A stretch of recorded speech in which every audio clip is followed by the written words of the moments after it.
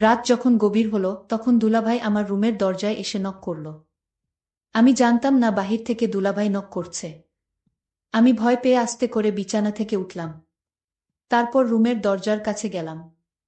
রুমের দরজার কাছে গিয়ে দরজাটা খুললাম। তারপর দেখলাম দুলাভাই। আমি দুলাভাইকে জিজ্ঞেস করলাম, এত রাতে আপনি আমার রুমে কিসের জন্য? দুলাভাই বলল, তুই এখন কোনো কথা বলবি না, চুপচাপ শুয়ে পড়ো। দুলাভাই এই কথা বলে আমার ওড়নাটা সরিয়ে দিয়ে যা করেছিল তা শুনলে তোমরা ঠিক থাকতে পারবে না। তাহলে আসল ঘটনাটা শুরু করি। আমার নাম কল্পনা। থাকি ময়মনসিংহ শহরে। একদিন এক বান্ধবী, নাম সবিতা, বলল, এই আমি আগামী ছুটিতে বড় আপার বাসায় যাব, তুই যাবি আমার সাথে। কল্পনা আপা এখন কোথায় থাকে তা বললি না আগেই, কিভাবে বলি যাব কিনা? ও হ্যাঁ, এই দেখ, আসল কথাই বলা হয়নি, শোন, বড় আপা এখন চট্টগ্রাম থাকে। যাবি? হ্যাঁ, যেতে পারি যদি মাকে রাজি করাতে পারিস। ঠিক আছে, সে ভার আমার। সত্যিই কলেজ বন্ধ হবার পর বাসায় ফিরে এলাম। বিকেলে সবিতা এসে হাজির। মায়ের কাছে বসে অনেকক্ষণ ভূমিকা করে আসল কথা বলল, খালাম্মা, আমি পরশু দিন চট্টগ্রাম যাব। বড় আপার বাসায় কল্পনাকে আমার সাথে যেতে দিবেন? না, কল্পনা কিভাবে যাবে? আমি রাজি হলেও ওর বাবা দিবে না। তাছাড়া তুমি কার সাথে যাবে? কেন, দাদা নিয়ে যাবে। আমি কয়েকদিন থাকব। দাদা আমাকে রেখে চলে আসবে, আবার বড় আপার সাথে আমরা ফিরব। কয়দিন থাকবে? বেশি না, মাত্র 1 সপ্তাহ। ও, কল্পনা আসবে? হ্যাঁ, আপনি একটু বলেন খালুকে। আচ্ছা, দেখি। শেষ পর্যন্ত বাবা রাজি হলেন। চট্টগ্রামে কল্পনা আপার বাসায় এসে পৌঁছে দেখি এলাহি কারবার, তার শ্বশুর শাশুড়ি সহ আরও প্রায় 5-6 জন মেহমান এসেছে গতকাল। খাওয়া দাওয়ার পর এখন চিন্তা শোয়া হবে কোথায়। আপা পাশের বাসায় গেল, সে বাসায় ভদ্রলোক একা আছে, তার ফ্যামিলি গেছে ঢাকায়। হ্যাঁ, আপা পজিটিভ খবর নিয়ে এসেছে, এই পাশের বাসায় থাকব। আমি আর সবিতা। আমাদের নিয়ে এসে পরিচয় করিয়ে দিয়ে গেলেন আপা। এই যে ভাই, আমার বোন সবিতাকে তো চেনেন, আর এ হল ওর বান্ধবী কল্পনা।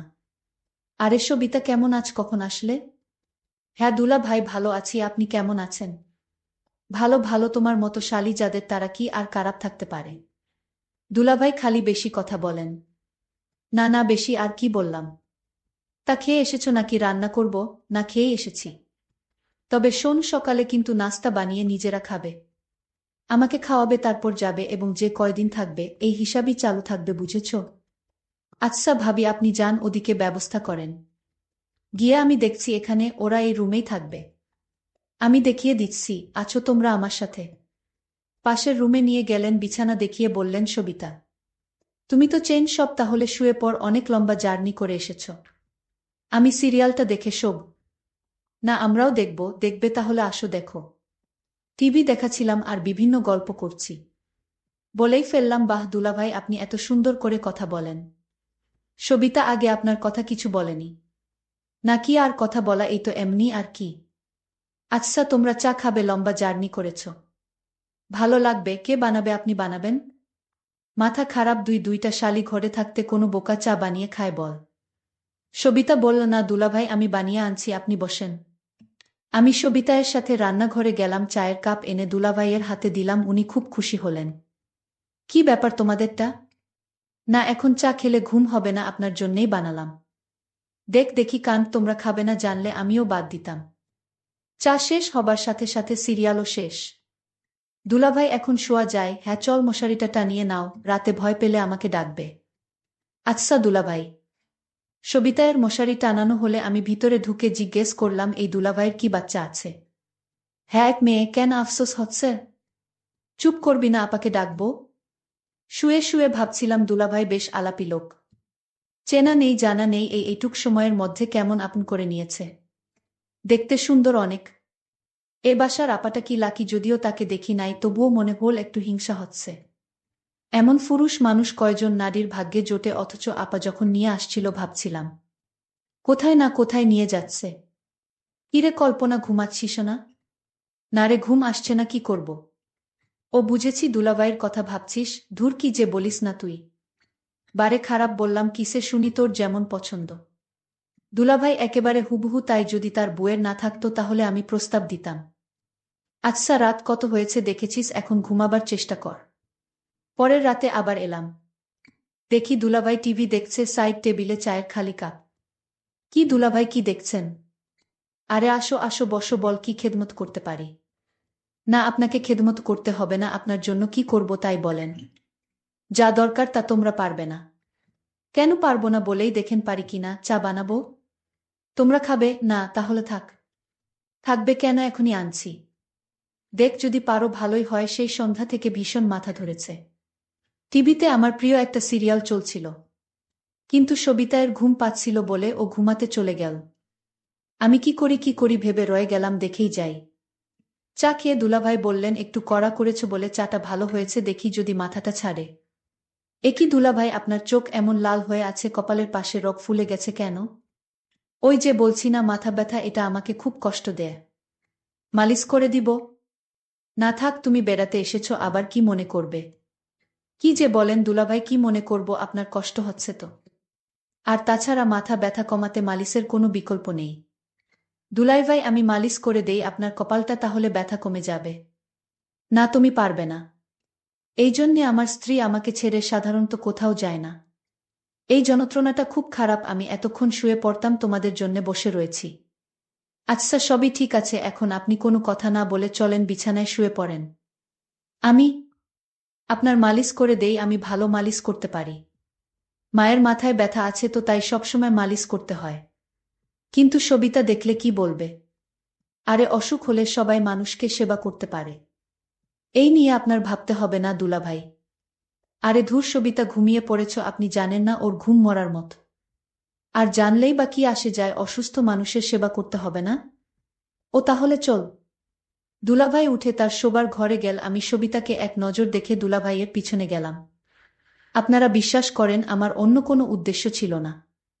লাইট জ্বালাতে চেষ্টা করল, কিন্তু লাইট কিছুতেই জ্বলল না। একই টিউবটা আবার গেল। ধ্যাত, এই জন্যে আমার টিউব লাইট একেবারে পছন্দ না। শেষ পর্যন্ত ডিম লাইট জ্বালাতে হলো। দুলাভাইকে আমি তার মাথায় মালিশ করে দিচ্ছিলাম। দুলাভাই বলল, তুমি তো দেখি একেবারে ডাক্তারের মতো মালিশ করতে পারো। কি যে বলেনে দুলাভাই, আমার মায়ের মাথায় প্রতিদিন মালিশ করি তো, তাই অভ্যাস হয়ে গেছে। দুলাভাই বলল, তাই তো বলি, এত ভালো করে মালিশ করা কোথায় থেকে শিখলা? দুলাভাই, আপনারে একটা কথা বলি, আপনি যদি বিয়ে না করতেন তাহলে আমি আপনাকে বিয়ে করে নিতাম। আপনাকে বিয়ের প্রস্তাব দিতাম।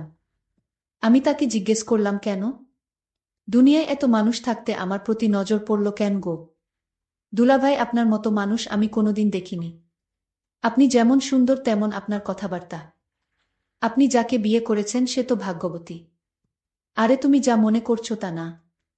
তুমি হয়তো ভাবছো আমি বিয়ে করে অনেক ভালোই আছি, কিন্তু আমার মনের অবস্থা তুমি জান না। আমি আসলে এই সংসার নিয়ে ভালো নেই। তোমার ভাবির আচার আচরণ তেমন একটা ভালো না। তোমার ভাবি আমায় তেমন পছন্দ করে না। আমি বললাম, দুলাভাই, আপনি কি বলেন এসব? আপনার মতো একটা সুদর্শন মানুষকে ভাবি পছন্দ করে না? এটা কি করে হয়? আমার এই কথাটা বিশ্বাস হচ্ছে না দুলাভাই। তুমি যদি বিশ্বাস না করো তাহলে আমার করার কিছু নাই। আমি সত্যি বলছি, আমি আসলে তোমার ভাবিকে নিয়ে ভালো নেই। আচ্ছা দুলাভাই, আজ ঘুমান, আমি আমার রুমে গিয়ে ঘুমাই। ঠিক আছে, কাল কথা হবে। আর আমি তো আছি, সবিতা যতদিন আছে। আমি তাকে ডাক দিলাম আর বললাম, শোন, তুমি যে আমার মাথা ব্যথা দূর করেছ তাই তোমাকে অসংখ্য ধন্যবাদ। আরে দুলাভাই, আপনি আমাকে ধন্যবাদ দিয়ে ছোট করবেন না। কারণ আমি তো রোগী মানুষের সেবা করেছি। সমস্যা নাই, কাল আবার কথা হবে। তাহলে আমি এখন যাই। আচ্ছা ঠিক আছে, যাও। পরের দিন রাতে আমি আমার শালীকে বললাম, আজ আমার সাথে দেখা করো রাতে। আমি বললাম, ঠিক আছে দুলাভাই, আপনি রুমে যান, আমি আসব। আমি আমার রুমে গেলাম। আজ আমার মাথা ব্যথা তেমন নাই। তারপরও আমি ভাবলাম কল্পনাকে দিয়ে। আমি কল্পনা মানে আমার শালীর জন্য অপেক্ষা করতে লাগলাম। কিন্তু কল্পনা আজ কিছুতেই আসছে না। আমি ভাবতে লাগলাম, আজ কল্পনা আসলে আমি তার কাছে থেকে আমার মনের চাওয়াটা পূর্ণ করে নিব। আমি ভাবতে লাগলাম কিভাবে কি করা যায়। কল্পনা কি আমার কথায় রাজি হবে নাকি অন্য কাউকে বলে দিবে? কারণ আমার খুব ভয় হচ্ছে। যদি আমার স্ত্রী কিছু জানে তাহলে আমার 12টা বেজে যাবে। আর তাই যা করতে হবে খুব ভেবেচিন্তে করতে হবে। আমি কল্পনাকে আস্তে করে ডাক দিলাম। কল্পনা, এইদিকে আসো তো, তোমার সাথে জরুরি কথা ছিল। আমি বললাম, দুলাভাই আসছি। আমি দুলাভাইয়ের ডাক শুনে তার রুমে গেলাম। আমি বললাম, দুলাভাই চা করে দিব। দুলাভাই বলল, তোমার হাতের চা খেলে আমার মাথা ব্যথা ভালো হয়ে যায়। তাই নাকি দুলাভাই? তুমি এমন ভাব করছো মনে হয় কিছুই তুমি জান না। দুলাভাই, আমি সব জানি, এমনি আপনার সাথে মশকরা করছিলাম। আরে তুমি আমার সাথে মশকরা করো, কিন্তু আমার মনের ভিতর তো কোনো শান্তি নাই। দুলাভাই, আপনি চাইলে আপনি মনে শান্তি পেতে পারেন। আমি বললাম, কিভাবে পাব? তোমার ভাবি যে অহংকারী মানুষ, তার কাছ থেকে ভালো কিছু পাওয়া সম্ভব না। এরই মধ্যে আমার স্ত্রী বাসায় হাজির। তুমি চলে আসছো, তুমি না বলেছিলে আরো 2 দিন তোমার বাপের বাড়িতে থাকবে? আরে আমি এতদিন থাকলে তোমার কষ্ট হতে পারে, আর তাই ভাবলাম চলে যাই। আমি ভাবির ব্যবহার তো খারাপ দেখলাম না। ভাবি বলল, এই 2 দিন তুমি কেমনে আছো? কি করছো? ঠিকমতো খাওয়া দাওয়া করছো কিনা তা নিয়ে আমি মহা দুশ্চিন্তায় ছিলাম। আর তাই তো কোনো কিছু না ভেবে চলে আসলাম। যাক, ভালোই করেছে, তোমার ছোট বোন আসছে, তুমি আর কয়দিন থাকলেই হতো। তারপর ভাবি বলল, যাও তুমি স্নান করে আসো, আমি তোমার জন্য খাবার রেডি করছি। তারপর দুলাভাই স্নান করে আসলো। ভাবি নিজ হাতে দুলাভাইকে ভাত খাওয়াইয়া দিচ্ছিল। আমি এই দৃশ্য দেখে ভাবলাম, ভাবি তো দুলাভাইকে ভালোই যত্ন করে। তাহলে দুলাভাই কি আমার সাথে মিথ্যা কথা বলেছে নাকি? আর দুলাভাই আমার সাথে মিথ্যা কথা বলবে কেন? এখন আমি বুঝতে পারলাম, দুলাভাই আমায় মিথ্যা বলে আমার কাছ থেকে কিছু আদায় করতে চাইছিল। যাই হোক, দুলাভাইয়ের মক্কল বুঝতে আর আমার বাকি রইল না। আমি রাতে আমার রুমে খাওয়া দাওয়া শেষ করে সবাই ঘুমাতে গেলাম। তারপর রাত যখন গভীর হলো, তখন আমার রুমের দরজায় কারো নক পেলাম। তারপর আমি ভাবলাম, এত রাতে কে দরজায় নক দিল? আমি কিছুটা ভয় পেলাম। তারপর আমি আস্তে আস্তে বিছানা থেকে উঠলাম আর দরজার কাছে গেলাম। তারপর মনে সাহস নিয়ে রুমের দরজাটা খুলে দিলমা। তারপর যাকে দেখলাম সে আর কেউ না, সে আমার দুলাভাই। আমি দুলাভাইকে বললাম, আপনি এত রাতে আমার রুমে কিসের জন্য? দুলাভাই বলল, এই ওই দিন তোমায় বলেছিলাম যে আমার কপালে সুখ নেই। আমার মাথা প্রচণ্ড ব্যথা করছে, অথচ তোমার ভাবিকে বললাম আমার মাথা ব্যথা করছে, একটু মালিশ করে দাও। সে রাগ দেখিয়ে বলল, আমি পারবো না। মাথা ব্যথা করলে ট্যাবলেট খাও। কিন্তু ট্যাবলেটে তো আমার মাথা ব্যথা সারে না। তোমার ভাবির আচার ব্যবহার আমার কাছে কিছু ভালো লাগে না। আমি দুলাভাইকে বললাম, তাহলে এখন আমি আপনার জন্য কি করতে পারি দুলাভাই? উনি বলল, তুমি তো ভালো মালিশ করতে পারো, তাই বলছিলাম। আমার মাথায় প্রচুর ব্যথা করছে, তুমি আমার মাথায় মালিশ করে দিলে ব্যথাটা কমে যাবে। তুমি যদি আমায় একটু সাহায্য করো। তখন কল্পনা বলল, করে দিতে পারি, তবে একটা শর্তে দুলাভাই। আমি কল্পনাকে বললাম, কি শর্ত তোমার? আমি তোমার সকল কথায় রাজি আছি। দুলাভাই, আপনি অদ্ভুত মানুষ। আগে আমার শর্তটা তো শুনবেন, তারপর আপনার কথা রাখব। দুলাভাই তখন বলল, কি শর্ত শুনি বলো। আমি বললাম, দুলাভাই, আপনি ভাবির সাথে রাতে যা করেন, আমিও আপনার কাছ থেকে তা পেতে চাই। আমি কল্পনার কথা শুনে অনেক অবাক হলাম। আমার অনেক খুশি হলাম মনে মনে। আমি বললাম, ও এই কথা ঠিক আছে, আমি তোমার কথায় রাজি। তারপর আমি কল্পনাকে বললাম, কখন তোমার কথা রাখতে হবে? আমি বললাম, এই মুহূর্তে এবং এখনই। তারপর দুলাভাই বলল, তাহলে শুয়ে পড়ো। আমি বিছানায় শুয়ে পড়লাম। তারপর দুলাভাই আমার বিছানায় এসে বসল। আর আমার ওড়নাটা সরিয়ে দিয়ে যা করেছিল তা আমি তোমাদের পরের পার্টে বলবো। আজকেই এই পর্যন্তই। সবাই ভালো থাকবেন, সুস্থ থাকবেন। সবাইকে ধন্যবাদ।